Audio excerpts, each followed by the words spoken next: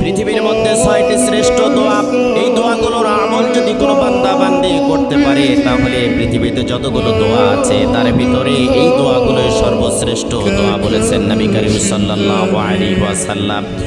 কোনো বান্দা বান্দি যদি যতই বিপদে থাক, কষ্টে থাক, দুর্ভিক্ষে থাক, উৎকণ্ঠার মধ্যে থাক না কেন, সকাল থেকে সন্ধ্যা পর্যন্ত যদি কোনো বান্দা বান্দি দরুদ শরীফের আমল করতে পারে, রাতের বেলা যদি দরুদ শরীফের আমল করতে পারে, হাজারো অশান্তির দাবানল থেকে আল্লাহ রাব্বুল আলামিন শান্তি দান করবেন।